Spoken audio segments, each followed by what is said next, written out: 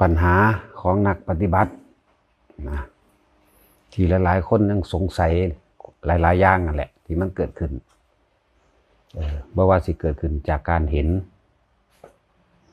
โดยตารูปรสกลิ่นเสียงทุกสิ่งอย่างที่เกิดขึ้นก็มากับพวกเฮานั่นนะแค่บ่นำเขามาคิดดับเบิดทุกอย่างเข้าใจว่าบ่ว่าสิปัญหาหยังก็แล้วแต่ถ้าแก้ด้วยธรรมะอันนี้สิเกิดจังขึ้นเฮาบ่จำเป็นต้องไปคาดคะเนโดดเดาถึงชาติหลังดอกชาติที่แล้วจังซั่นสิเฮาเอาแค่ชาติปัจจุบันชาติของเฮาเองปัญหาทุกอย่างความสงสัยทุกอย่างสิแก้โดยการบ่นำเขามาคิดแต่ว่าโดยการคิดว่าก็แก้บ่ได้เพียงแต่ว่าเฮานั่นกลับเข้ามาอยู่กับลมหายใจให้มากๆนั่นแหละ สิ่งที่เกิดขึ้นกับเฮาทุกสิ่งทุกอย่างแก้อย่างเดียวคือบ่ต้องนำเขามาคิดเราก็มารู้ลมเท่านั้นเองเด้อเบิดทุกอย่างเลยในปัญหาชีวิตทุกอย่างนี่คือเอาหม่องมันสุดได้นี่เอาหม่องมันจบเลยบ่ต้องไปหาความผิดบ่ต้องไปหาความถูกบ่ต้องไปหาความจริงบ่ต้องไปหาความเท็จเลิกล้างหาเหตุผลใดๆทั้งสิ้นเลิกคิดเลิกปรุงเลิกแต่งสิแก้ปัญหาโดยการคิดโดยการทำแบบนั้นแบบนี้ไม่มีทางลมหายใจอย่างเดียวแหละจังว่าเกิดยังขึ้นกับสร้างกลับมาล่มโหลดดับเบิดทุกอย่างต่อต้นตอของมันในเหตุให้เฮามีปัญหาสงสัยร้อนใจดีใจเสียใจทุกอย่างนั่นแหละเพราะว่าความคิดทั้งนั้นปรุงแต่งไปให้มันเป็นแบบนั้นเป็นนี้ทั้งนั้นเลยการแก้ปัญหาทุกอย่างคือบ่ต้องนำเขามาคิดกลับเขามาล่มเลยนี่แหละวิธีแก้ได้เบิดทุกปัญหาอีกเบิดปัญหาโลกนั่นแหละแต่ว่าอยากกลับมาเกิดอีกหยุดความคิดโดยการเขามาดูล่มเท่านั้นเองนั่นแหละ นี่เรียกว่าธรรมะของพระพุทธเจ้าแก้ได้เบิดทุกอย่างไม่ต้องไปกังวลเราร้อนไผสิเป็นเจ้ากรรมในเวรไผสิคิดว่าผู้ใดเหตุอีหยังใส่ไผก็แล้วแต่ที่มันเป็นทุกข์เป็นร้อนเพราะว่าเฮานำเขามาคิดกับมันซื่อๆเด้บ่มีอีหยังเหตุอีหยังใดบ่มีผู้ใดเหตุอีหยังเฮาใดนะกลับเขามาล้มอย่างเดียวนั่นแหละทุกอย่างแก้ได้เบิดถ้าพวกเจ้ายังสิไปแก้โดยการกระทำให้มันถูกใจคนให้มันเป็นแบบนั้นแบบนี้หรือว่าผู้นั้นผู้นี้จองเวรอาฆาตเข้าใจบ่ก็เป็นเรื่องของผู้จองเวรอาฆาตเฮาอย่าไปถอดสะพานหรือทอลำเลียงมันเข้ามาด้วยการคิดเข้าใจว่าล่ะให้มันอาฆาตโลดให้มันอาฆาตจนข้อขาดพุ่นเข้าใจว่าล่ะแต่ละคนบ่ต้องไปกังวลดอกว่าผู้นั้นสิอโหสิให้บ่อโหสิให้สำคัญที่เฮาอโหสิให้ตัวเองด้วยการไม่นำสิ่งทั้งหลายเหล่านั้นเข้ามาคิดดับเบิดบ่นำเขามาคิดกลับเขามาล่มเลยแค่รู้สึกตัวอยู่กับลมคนที่ปฏิบัติจังสิบางที่ก็มีการโยกหน้าหลังซ้ายขวารับตามั่งลืมตามั่งแต่ว่าปัญหาใหญ่มันคืออยู่ความสงสัยอันนี้คือว่าผิดหรือถูกร้ายและดีแล้วก็เกิดกล้าและกลัวโยกหน้าโยกหลังขนขิ้งลุกขนหัวลุกยังก็แล้วแต่เห็นแสงสว่างเห็นเป็นควันเห็นเป็นหมอกสีขาวเบิดทุกอย่างแค่ไม่นำเข้ามาคิดตัวเดียวกลับเข้ามาเป็นผู้มีสติรู้อยู่ในความรู้สึกตัวทั่วพร้อมลมเข้าลมออกลมเข้าลมออกจบอยู่หม้องนี้เบิดเลยนั่นแหละแก้ได้เบิดแล้วจังว่าบ่ต้องไปหาซื้อมันก็ได้ซื้อนี่คือซื้อว่าจังไดไล่หรือดีมีผลหยังเนี่ยแต่ถึงว่าคนให้พรก็บ่ได้มีผลกับเฮาแต่เฮาบ่เฮ็ดเองคนสาปแช่งก็บ่มีผลกับเฮาแต่เฮาบ่นำเขามาคิดเองเข้าใจว่าล่ะทุกอย่างอยู่ว่าอสังขตธรรมแปลว่าหยุดคิดปรุงแต่งได้ทุกอย่างเหนือโลกขึ้นไปเลยธรรมแปลว่าความจริงของสิ่งทั้งปวงที่มีอยู่ที่เป็นอยู่นะธรรมคือสิ่งทั้งหลายทั้งปวงก็ว่าได้นั่นแหละบ่ต้องไปแก้อิหยังกับทั้งหลายทั้งปวงนั้นลมหายใจแก้ได้ทุกอย่างแม้กระทั่งการเกิด เมื่อมีการเกิดก็ต้องมีการบ่เกิดหลายคนกังวลว่าผู้นั้นอโหสิกรรมให้บ่นี่อโหสิกรรมให้บ่หรือเคยทำผิดพลาดหยังมาแล้วก็ตามที่เฮาเป็นทุกข์เป็นร้อนเป็นกังวลเพราะว่าเฮานำเขามาคิดย่านตะบาปนั่นแหละบาปกำลังคิดอยู่นั่นแหละบาปจักว่าล่ะทุกคนเคยผิดพลาดมาเบิดบ่ว่าสิเคยลักเคยตีเคยปล้นเคยจี้เคยฆ่าหยังก็แล้วแต่เคยทำแท่งก็สร้างเคยทำอาชีพที่ผิดก็สร้างละออกให้เบิดอย่านำมาคิดตัวเดียวจบเลยรู้ลมหายใจเข้าออกเท่านี้นี่แหละที่ว่าละนันทิละความเพลินอะไรที่ไหลไปเมาไปกับสิ่งที่เฮากำลังคิดอยู่คนอื่นว่าความเพลินนั่นน่ะแก้ด้วยอานาปานสติตัวเดียวจบหมดเลยและการปฏิบัติธรรมจังบ่แม่นของยากเรื่องเฮานั่นน่ะยากเพราะว่ามันอยากไปหูทิพย์อยากไปตาทิพย์อยากไปหูนั่นอยากไปเห็นนี่แม่หูเห็นแล้วก็ได้หยังนี่แม่นี่แหละเดี๋ยวครับคลายความสงสัยในสิ่งที่เกิดขึ้นกับตัวเองบ่ได้นะไปถามผู้นั้นไปถามผู้นี้อันนั้นคือหยังอันนี้คือหยังคนที่บ่รู้ก็บอกไปต่างๆนานานั่นแหละเจ้าได้หูทิพย์ตัวเจ้าได้ตาทิพย์ตัวเจ้ามีญาณยังรู้อดีตอนาคตจังซั่นจังซี่ไร้สาระจักว่าล่ะไร้สาระทั้งนั้นเลยล้วนแล้วแต่เป็นเหตุเป็นปัจจัยให้พวกเฮาไปเกิดทั้งเบิดจึงเฮาบ่ได้ให้ค่ากับอภินิหารอีหยังอภินิหารหูทิพย์ตาทิพย์เฮาบ่ได้ให้ค่ากับมันเลยล้วนแล้วแต่เป็นของหลอกให้คนเขาไปติดไปชินแล้วก็ไปเกิดนั่นเป็นจังซั่นไปเกิดไปหลงไหลตัวเองไปยกตัวเองพร้อมทุกอย่างแก้ปัญหาด้วยลมหายใจเฮาเกิดมาพร้อมลมหายใจแต่ว่าบ่เคยฮู้ว่าเจ้าของหายใจบ่อยู่กับตัวเองนี่แหละบาดสิตายก็สิตายกับลมหายใจอยู่ได้บาดนี้เบิดลมได้บาดนี้นั่นแหละสิ่งที่เฮ็ดผ่านมาแล้วมันไปแก้ไขยังให้ได้เป็นไปตามที่เฮาคิดนึกเอาไว้อยู่บ่ได้นั่นแหละบ่ต้องไปแก้ไขสิ่งใดสิ่งหนึ่งสิ่งอื่นดอกตัวเองแก้ตัวเองทั้งเบิดนี่ร่วมใจเป็นใหญ่ใจเป็นประธานคือความคิดทั้งหลายแหละหรือเจ้าพญาจิตตราชทั้งหลายนี่แหละตัวก่อเหตุจักว่าล่ะถ้าอยากดับเหตุก็ต้องดับที่ตัวนี้ดับที่ใจนี่ดับที่ความคิดนี่ดับที่จิตนี่อันเดียวกันความหมายเดียวกันแค่มารู้สึกตัวอยู่กับลมเท่านั้นไม่ต้องไปแก้มันดอกโลกมันเป็นแบบนี้ของมันมาตลอดมันเป็นของมันอยู่จังสี่ตลอดดีเลวเฮาก็ไปให้ความสำคัญมันเพราะว่าความคิดเฮาให้ความสำคัญว่าดีผิดถูกเฮาให้ความสำคัญว่าผิดถูกนั่นแหละเดี๋ยวเฮาก็เลยยึดมันเบิดนั่นแหละดีเลวผิดถูกเนี่ยแต่เฮาเขามาอยู่ในลมหายใจแล้วบ่มีอีหยังเกิดขึ้นความคิดบ่เกิดนั่นบ่เกิดดับเบิดเลยจบเบิดเลยแก้ได้ทุกปัญหาก็แล้วกันแม้กระทั่งปัญหาแห่งการเกิดสุขทุกข์สิมีมาจากไสสุขก็เกิดจากยึดทุกข์ก็เกิดจากยึดเพราะว่าไปยึดสุขแหละทุกข์มันบ่ยึดมันก็มากน้ำกันสั่นแล้วผู้ใดอยากว่าจะกลับมาเกิดอีกนะก็อยู่ในลมหายใจให้มากๆดับได้ทุกปัญหา หลายๆคนที่เจออาการหรือสภาวะความรู้สึกที่เกิดขึ้นกับร่างกายมีโยกมีสั่นมีกระตุกมีสะบัดมือมีอิ่มเอิบมีห้องไห้มีเห็นแสงเห็นนั่นเห็นนี่หลายๆอย่างได้กลิ่นแบบนั้นกลิ่นหอมแบบนั้นแบบนี้บ่จำเป็นต้องไปหาเหตุผลมันหยุดความคิดโดยการเขามาลู่ลมเท่านั้นเองจบเบิดเลยนี่แหละจังว่ามันเป็นอย่างจังบ่ผ่านมันบ่ผ่านเพราะว่ามันไปยกเรื่องนั้นไปยกเรื่องนี้มาหาพิจารณาล้วนแล้วต้องเป็นเครื่องลั่งนี่จักว่าล่ะเครื่องลั่งสิ่งที่อุบัติเกิดขึ้นมาทั้งหลายแหล่ให้เฮาเนิ่นช้าเหนี่ยวรั้งมันก็บ่ผ่านแล้วคือของเมื่อวานนี่นั่งไปเห็นควันออกดังขาวนุ่นๆแบบนั้นแบบนี้แล้วเขาคือหยังนอนี่ว่าต้องคือหยังทิมเลยจักว่าล่ะทิมเลยนั่นแหละเฮาบ่ได้อยู่ในปัจจุบันขณะคนบ่ทันรู้ปัจจุบันขณะเด้ปัจจุบันขณะคือรู้ลมเข้าลมออกนี่แม่สติ ระลึกถึงเห็นไหมนึกถึงลมเข้าลมออกเห็นไหมสัพพัญญะรู้สึกตัวว่าตัวเองลมเข้าลมออกนี่เท่านี้หนึ่งเด้เป็นปัจจุบัน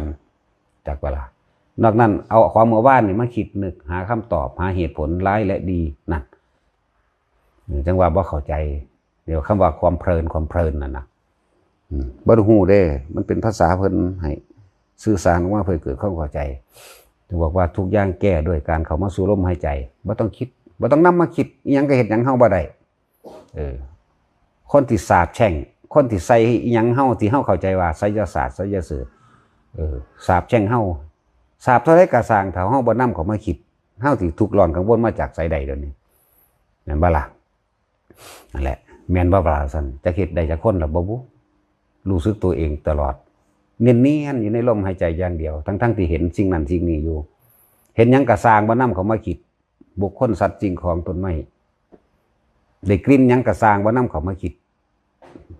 เกิดความรู้สึกอีหยังก็สร้างในกายนี่วูบๆวาบๆโยกๆสั้นๆสิใจขาดบ่ใจขาดแค่บ่คิด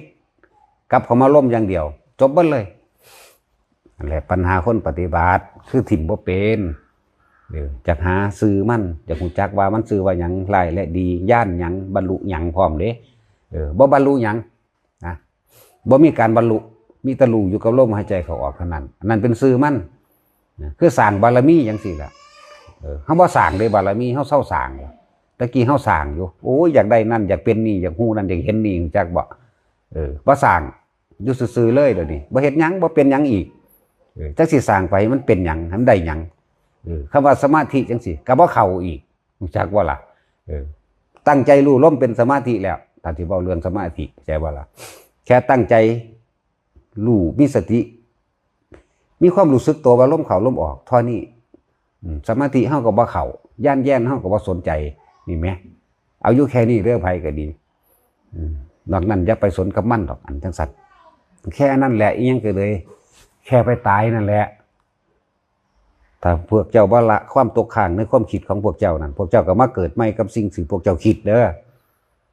นั่นแหละเพิ่นว่าใจเป็นใหญ่ใจเป็นประธานกับอันนี้แหละเที่ยวเกิดเที่ยวกายร่างกายมันบ่ได้รู้เรื่องนำเฮาดิเกิดมาก็อาศัยลมเด้99.99%นอกนั้นก็อาศัยเขากับน้ำอยู่ไปซื่อๆเด้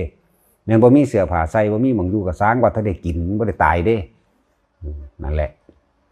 อีหลีนั่นแหละลองเบิ่งแหน่ว่าถ้ามันได้กินนอนอยู่หม้องใดก็ได้จังซั่นแล้วงัวควายก็บ่เห็นหวานใส่เสื้อผ้าเด้ล่ะเนาะก็มันได้กินอยู่มันก็บ่ตายเด้ล่ะแม่ว่าล่ะเอาหมูหมามันบ่ได้ใส่เสื้อผ้าเด้ล่ะนกมันก็ใส่เสื้อผ้าอยู่บ่เนาะธรรมชาติแบบนั้นคนเฮาก็บ่ใส่ก็ได้เด้ล่ะ แต่ว่ามันชินมาแล้วเข้าใจว่าล่ะ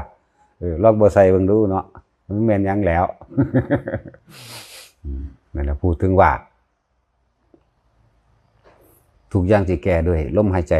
ทุกอย่างเลยทุกอย่างเข้าใจว่าล่ะเจ้าสิเกิดต่อไปก็เพราะว่าลมหายใจเจ้าสิตายก็เพราะว่าลมหายใจแต่ว่าเจ้าสิบ่เกิดก็คือรู้อยู่กับลมหายใจมีความรู้สึกตัวเข้ากับลมหายใจอย่าไปสนใจสื่อของย่านนั้นย่านนี้อย่าไปสนใจในการว่าเห็นนิมิตนั่นนิมิตนี่ปฏิบัติไปหยังเพื่อสิเอาบ่เพื่อสิเป็นบ่ปฏิบัติเพื่อสิสงบบ่ปฏิบัติเพื่อให้ถึงความสุขบ่มีเข้าใจเด้อแต่ละคนบ่ต้องไปตั้งหมายว่าปฏิบัติธรรมต้องได้ความสุขแบบนี้เห็นนั่นเห็นนี่ปฏิบัติธรรมต้องสงบแบบนั้นแบบนี้ที่เฮาเข้าใจบ่ต้องรู้อยู่กับลมตลอดนั่นน่ะจบแล้วซ้ำนั้นงบบ่งบก็จังมันนานจักสัตว์จักว่าล่ะส่วนมากมันไปหาขาดคะนี่เนี่ยมันบ่ได้อยู่กับปัจจุบันขณะมันไปเอาความสงบจากหนังสือจากการได้ยินได้ฟังได้อ่านจดจำมาคุยกันมั่วตัวไปเบิดใส่สื่อนั่นใส่สื่อนี่เข้าไปปฏิบัติธรรมนั่นน่ะแต่ผู้ใดว่าจะเกิดอยู่ในลมหายใจเด้ออยู่กับลมไปอยู่จนเท่ามันตายเกิดบาดเดียวพุ่นจักว่าล่ะคนตายแล้วเด้จังเบาได้จักว่าล่ะมันกึบบาดเดียวนั่นแหละมันออกไปละออกไปแล้วก็ว่าอยากได้หยังอีกนี่แหละที่เบาเรื่องพระอรหันต์ตายฟังพวกเจ้าว่าเพิ่นเห็นอยู่ว่าอันสวรรค์แบบนี้พรหมโลกแบบนี้เห็นคือกันแต่ว่าเพิ่นบ่เอาเพิ่นบ่เข้าไปติดจักอย่างเพิ่นบ่นำสิ่งนั้นว่าสวยงามเขามาคิดเพิ่นบ่นำสิ่งนี้ว่าเป็นตาย่านหน้าหวาดกลัวเขามาคิดมันรู้อยู่ของมันเองจังซั่นก็ดับ นิพพานนั่นน่ะบ่แม่นว่าตายยังไปเด้นิพพานเดียวนี้จักว่าเลยเวลาใดขณะใดที่พวกเจ้าอยู่ในลมหายใจบ่มีอีหยังเข้ามาคิดมาปนเลยนี่แหมนั่นแหละนิพพานน่ะมีชีวิตเป็นนี่เด้แต่ว่ามันสิชั่วขณะสำหรับคนที่นั่นอยู่นั่นน่ะแต่พวกตลอดไปแล้วนั่นน่ะบ่มีอีหยังเข้ามากระทบกระเทือนความรู้สึกหรือคิดของเจ้าได้เลยบ่มีเฮ็ดให้อีหยังเข้ามาทำให้เกิดความรู้สึกว่าพอใจและบ่พอใจได้เลยบ่มีเพราะว่าเขาเจ้าบ่คิดจักว่าล่ะจักว่าสมชายเกิดยังขึ้นก็สร้างแค่ว่านำเขามาคิดดับล่ะกลับเขามาล้มเห็นยังก็สร้างบ่นำมาคิดเขาด่าวางได้ก็สร้างบ่นำมาคิดเขาย่องวางได้ก็บ่นำมาคิดได้หยังมาเสียหยังไปแค่บ่นำเขามาคิดจบล่ะวิธีดับจิตก็คือล้มนั่นแหละเอาล้มไว้ก่อนของอยู่นำเจ้าของแท้ๆว่าได้ไปหาซื้อหาขายกับไผเฮ็ดได้ตลอดเวลายืนเดินนอนนั่งแบบใดก็ได้แล้วก็อย่าหลับตาหลายมื่นตาหลายๆเอาพวกไปทำสมาธิก็ดีสมาธิบ่ฮัตตะเข่าดอก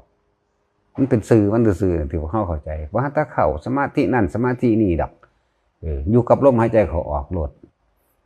พวกปลูกผักปลูกต้นไม้นั่งรกผักง้อมๆอยู่ก็รู้ลมหายใจได้ตัวแค่เขามารู้สึกตัวลมเข้าลมออกอยู่แค่นั้นมือก็ลกหญ้าใส่ปุ๋ยพ่นดินพักไปตัวอย่างพวกโหดต้นไม้ก็โหดไปพวกเฮ็ดหยังก็เฮ็ดไปแต่ว่าขอให้รู้ลมหายใจมาฝึกไปก่อนมันสิเห็นเป็นเองดอกอย่าเพิ่งคิดเอาเฮ็ดจังได๋ก็บ่ได้ต้องเลิกคิดแล้วกลับเข้ามาเฮ็ดลมหายใจเท่านั้นทุกอย่างแก้ได้เมื่อมีการเกิดเมื่อมีความเกิดก็ต้องมีความบ่เกิดได้คือกันนี่แล้วน่าอัศจรรย์บ่ล่ะพระพุทธเจ้านำสิ่งเหล่านี้มาให้เฮาได้แล้วเป็นวิธีที่ง่ายอีกไหมสิไปหาไสมันอยู่ในหูดังเฮานี่นึงเด้ไผก็มีตัวหูดังไหมหรือผู้ใดดังโบสอดขึ้นมาอยู่บ่ดังโบสอดขึ้นมามันก็หายใจคือเก่าตัวเนาะแต่ว่ามีหูดังมันก็ตายเบิดแล้วนั่นแหละจึงบอกว่าทุกสิ่งทุกอย่างสิหายสงสัยได้สิหายกังวลได้เพราะบ่นำสิ่งทั้งหลายเหล่านั้นเขามาคิดโดยการรู้ลมเขาออกงานเองง่ายๆเด้เนาะเขาเจ้าฝึกที่เดินจงกรมนั่นน่ะเขาเจ้าฝึกที่คำว่านั่งสมาธิกับเขาเจ้าฝึกแค่มีสติสัมปชัญญะรู้สึกตัวพร้อมอยู่กับลมหายใจเข้าออกแค่นี้นึงเดินจงกรมก็แค่ว่าเดินรู้ลมนั่นแหละนั่งก็นั่งรู้ลมนั่นแหละบ่ได้เข้าสมาธิหยังดอกสร้างบารมีก็บ่ต้องไปสร้างหัวมันดอกจักมันสิสร้างไปเป็นหยังรู้จักว่าล่ะมีแต่ซื่อมันบ่ต้องไปหากอบกู้อีหยังดอกพอพบพุ่มอีหยังก็สร้างดอกมันเป็นของมันมาจังซั่นแหละมีแต่ความปรุงแต่งเบิดเฮ็ดให้เป็นบ้าไปนำเนาะบางพวกก็ไปปรับภพภูมิจังซั่นจังซี่นั่นนี่บ่ต้องปรับดอกปรับภพเจ้าของโดดปรับภูมิเจ้าของโดดภูมิจิตภูมิธรรมภูมิใจของเจ้าของโดดกลับปรับเข้ามาสู่ลมหูดังของเจ้าของเองทุกอย่างแก้ได้โดยการบ่นำสิ่งที่รู้เห็นได้ยินได้กินมาคิดแก้โดยการรู้ลมหายใจแก้โดยบ่ต้องแก้จักว่าล่ะอย่างว่านี่คือที่สุดของคำว่าบ่อยากกลับมาเกิดเป็นสมาธิก็บ่ต้องมีอยู่ในลมหายใจย่านเยินก็บ่ต้องมีอยู่ในลมหายใจบารมีก็บ่ต้องสร้างอยู่ในลมหายใจเข้าใจว่าล่ะทุกอย่างมันหยุดด้วยลมหายใจทั้งเบิดเด้นี่เอาที่สุดบัดนี้มันยังอันคิดฮอดผัวคิดฮอดเมียเข้าใจว่าล่ะบัดนี้อันพวกอันเฮ็ดบ่ได้นั่นเฮ็ดบ่ได้ก็บ่ได้แล้วคิดแต่น้ำลูกก็บ่ได้แล้วเจ้าบ่เด็ดเดียวพ่อแม่ก็สั่นสิบอกวิธี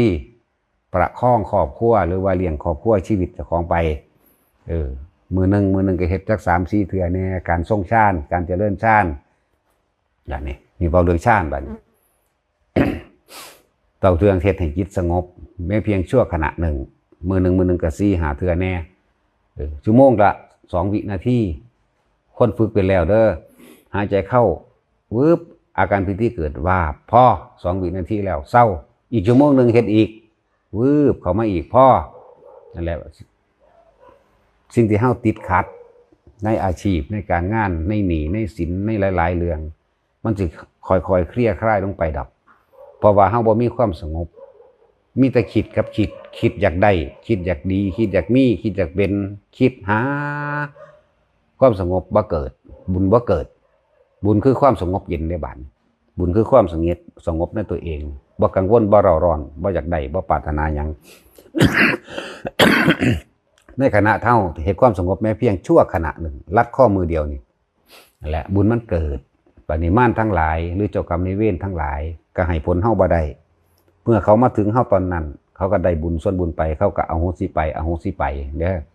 เขาบ่มานั่งเฝ้าดอกเขาบ่ได้มานั่งเฝ้าอยู่ภัยอยู่มั่นแต่ว่าเมื่อถึงเวลาให้กันปั๊บก็บ่รู้เวลาใดได้ล่ะจักว่าล่ะเมื่อถึงเวลามาเอาผลมันเอาซึ่งกันและกันขึ้นปั๊บนี่แต่มื้อนั้นเฮาส่งชานแม้แค่ชั่วโมงละ2วิชั่วโมงละ2วินาทีชั่วโมงละ2วินาทีเรื่อยๆตัวนี้มันก็ยังมีผลให้เขาได้บุญได้กุศลไป หรือญาติหรือหลายๆอย่างที่ในคำว่าสัตว์ทั้งหลายมีอาหารเป็นของภัยของมันบางคนก็อาหารอันเกิดจากจิตสงบนี่เป็นบุญอาหารทิพย์เรียกว่าอาการปิติที่มันเกิดที่เฮามีความรู้สึกอยู่กลางหน้าผากเฮานี่แหละนิ่มเป็นโตยืนยันว่าเจ้าของเป็นผู้ทรงฌานเจริญฌานเอาอาการปิติมาเป็นเครื่องยืนยันซื่อดอกว่าลงมาปุ๊บเจ้ากรรมนายเวรได้บุญไปญาติมาได้บุญไปหรือหลายๆอย่างที่ระวังได้บุญไปก็เลยมีการเมื่อเจ้ากรรมนายเวรเขาอโหสิกรรมให้แล้วนั่นบ่แต่จากย่ำใดแต่จากมันอยู่ใสเด้แต่วันถึงเวลามันเป็นของมันดอกเนี่ยเขาก็ถอนตัวไปเรื่อยนั่นแหละการอาชีพการงานเลยค่อยๆดีขึ้นเพราะว่าบ่มีผู้ขวางคือกันแหละกับเฮาเก็บเงินแต่ว่าเฮายังมีหนี้อยู่มีแต่เก็บไว้แต่ใส่หนี้บัดนี้บ่มีเงินบัดนี้มีตั้งแต่อยากได้ก็ได้แต่ว่าบ่เฮ็ดเอาเฮาสิเอาหยังไปใส่เขาอันนี้เป็นเรื่องของโลกทิพย์เด้อเกี่ยวกับว่าจะจิตสงบแล้วนี่แสงบุญมันเกิดจังซี่เขามาปุ๊บเขาก็ได้ไปแม่นบ่เอาแต่ว่ายังอาฆาตแค้นเฮาอยู่อยากพลาก็เฮ็ดหยังเฮาบ่ได้ในตอนนั้นเพราะว่าหยังเฮามีความสงบกำลังแห่งสมาธิกำลังแห่งสมาบัติมันคุมเฮาไว้อยู่แล้วเป็นตาเฮ็ดเอาคือหยังนี่เอาไปประกอบอาชีพการงานพวกขายของจังซี่ก็บ่ต้องไปจมไปด่าไปคิดหยังมากมายดอกนั่งลู่ลมเลยนั่งลู่ลมเข้าลู่ลมออกเอาอาการปิติมาเป็นเครื่องยืนยันว่าเป็นผู้ทรงฌานบ่ห่างจากฌานได้2วินาที3วินาทีก็แล้วแต่เฮ็ดไปเฮ็ดเป็นระยะไปเฮ็ดได้ตลอดเด้อเข้าห้องน้ำมันนั่นทั้งเข้าห้องน้ำทั้งเป็นได้เฮ็ดดีแต่มันบ่มีผู้ใดไปกวนวูบวาบนี่โลดนั่นแหละหลายๆอย่างที่เฮาติดขัดหลายๆอย่างที่เฮาบ่ทันผ่านได้มันสิค่อยๆคลี่คลายเองดอกเอาไปเฮ็ดเอาเองเอาไปเฮ็ดทดลองเอาพาเอาบุญให้ไผบ่ได้เด้แก้กรรมให้ไผก็บ่ได้อีกไปป้องกันอุบัติเหตุอันตรายบ่ให้ผู้ใดเป็นโรคเป็นภัยก็ให้ไผบ่ได้อีกเด้ออย่าเข้าใจผิดเด้สะเดาะเคราะห์สะได้แคะมันเฮ็ดบ่ได้เด้อไล่มาตั้งแต่พระพุทธเจ้าเฮาจนเท่าพระสงฆ์สาวกเดี๋ยวนี้พุ่นน่ะเฮ็ดบ่ได้จะไปเข้าใจผิดนั่นแหละตัวเฮาเองเฮ็ดเองต่างหากพวกเจ้าสิแก้ได้ทุกอย่างก็เข้าสู่ลมหายใจโลดอันนี้แก้ได้เบิดทุกอย่างความตีบตันความฝืดเครื่องทางอาชีพการงานอย่าให้มันเป็นคนเป็นเบิดบุญไหมสร้างบุญขึ้นมาด้วยตัวเองไหมคนเป็นเบิดบุญเห็นยังก็บ่สำเร็จไม่นี่แต่อยากได้ก็ได้มีแต่อิจฉามีแต่ริษยาไปหาติดต่อมาหันมองนี้ทั้งใดก็บ่ได้เพราะว่ายังอารมณ์มันฮ้อนเมื่อบ่ได้มามันสูญขึ้นใส่กันโลดนั่นเพิ่งก็เก่าอีกแตกก็เก่าอีกฉะนั้นทำความสงบในตัวเองแน่ทำความสงบในตัวเองทำบุญเกิดขึ้นบุญง่ายๆบุญด้วยการรู้ลมหายใจเข้าออกแค่นี้เนี่ยสงบเย็นบ่แม่นพิธีถวายของเงินหลายๆบ่แม่นแบบนั้นถ้าอยากได้บุญแบบจากการถวายของเงินหลายๆนั่นน่ะต้องบ่ปรารถนาอยากได้หยังอยากเอาหยังอยากเป็นหยังพร้อมต้องบ่หวังผลในทานหวังผลว่าทานนี่สิเฮ็ดให้เฮารวยสิเฮ็ดให้เฮาได้ไปเกิดเป็นเทวดาได้ไปเกิดชาติใดก็บ่ทุกข์บ่ยากตัดออกอย่าหวังผลในทานอย่ามีจิตผูกพันในทานนี่จังสิเป็นบุญทานไปแล้วปั๊บนี่มันบ่หวังหยังความคิดมันบ่แล่นไปไหมเข้าใจบ่นี่มันบ่คิดว่าสิเอานั่นเป็นนี่ไหมนี่แหละท่านกับท่านไปเลยแล้วไปเลยโลดท่านนี่ยังเป็นเหตุเป็นปัจจัยให้เขาสู่พรหมกายิกาได้เพราะว่าความคิดของเฮาบ่เข้าไปติด ในลาภยศสรรเสริญความร่ำความรวยบ่เข้าไปติดในความอยากเป็นนั่นอยากเป็นนี่บ่ต้องไปเป็นหยังบ่ต้องไปสร้างบารมีเพื่อเป็นหยังท่านก็ท่านไปโลดท่านดับทุกข์จากว่านี่ทุกอย่างก็เกิดโดยความคิดว่าพวกเจ้าว่าท่านปั๊บเอาแล้วบัดนี้นึกไปละบัดอยากได้นั่นอยากได้นี่แต่ว่าท่านที่มีผลอีกอย่างหนึ่งผูกมิตรเอาไว้คือการอุทิศผลแห่งทานผู้ใดท่านยังกะสร้างเด้อท่านให้หมูหมากาไก่กะสร้างบาได้เบิดนึกในใจของได้เบิดขอผลทานบุญกุศลกรรมดีนี่ที่ข้าพเจ้าก็ทำมาแล้วตั้งแต่อดีตจนถึงปัจจุบันนี้จงถึงแด่สรรพสัตว์ทั้งหลายไม่มีที่สุดไม่มีประมาณทุกหมู่เหล่าบรรดามีเท่านี้พ่อ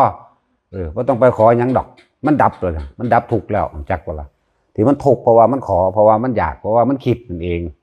คนเฮากับทุกข์เพราะความคิดนั่นแหละเห็นบ่ล่ะจังสั้นแล้ว นั่นแหละจังว่าท่านลักษณะนี้ท่านจนเกิดความเคยชินบ่ขอบ่หวังบ่อยากเวลาเฮาตายคิดสุดท้ายก็เฮาบ่ไปคิดหยังเด้บ่ไปคิดถึงว่าจะได้นั่นอยากเป็นนี่แหมบ่อยากเอานั่นบ่อยากเอานี่แหมมันบ่มีหม่องเข้าไปเกาะมันบ่มีหม่องคิดถึงมันมีหม่องตั้งอารมณ์ก็ตั้งบ่ได้วิญญาณก็ดับมันก็ไปพุ่นของมันเองนั่นแหละเมื่อไปแล้วเข้าสู่พรหมกายกาได้แล้วจังซี่เบิดอายุจากพรหมตอนนั้นก็ขึ้นสู่อนาคามีเบิดอายุจากอนาคามีก็นิพพานเลยเด้นี่แหนะท่านก็ถึงได้เห็นบ่คนท่านแนวนี้ได้อภัยท่านก็ต้องมีอยู่ในกันนั่นแหละนั่นจึงบอกว่าไผสิสาบแช่งเฮาก็สร้างไผสิจองกรรมจองเว้นเฮาก็สร้างให้มึงจองเข้าไปในเมื่อกูบ่คิดซะอย่างมึงสิเฮ็ดหยังก็กูได้เข้าใจว่าล่ะทุกอย่างดับด้วยความคิดรู้ลมหายใจง่ายๆปฏิบัติธรรมตัวคนคิดว่ามันยากเพราะว่าบ่ฮู้จักว่ามันแค่รู้ลมหายใจเข้าออกแล้วมันก็เป็นแล้วปฏิบัติธรรมนะสมาธิก็บ่ต้องเข้าแค่รู้อยู่กับลมหายใจนั่นแหละขันได้กระสร้างของมันดอกซื้อมันซื้อนั่นแหละสร้างบารมีก็บ่ต้องสร้างขอให้รู้ลมหายใจเถอะจักว่าล่ะสิสร้างไปเป็นหยังเดี๋ยวนี้ผมทั้งสิไปเป็นหยังเป็นเทวดาหรือสร้างบารมีเพื่อสิให้เกิดมากได้เมียได้อีแววเป็นเมียตลอดอนันตกาลบ่ตลอดโลกสลายหรือมึงสิสลายหั่นนะสร้างไปเฮ็ดหยังว่ารู้ลมเข้าออกโลดแล้วเมื่อมีการเกิดก็ต้องมีความไม่เกิดทุกสิ่งทุกอย่างเกิดขึ้นจากใจของเฮาคือจิตของเฮาคือความคิดเด้อ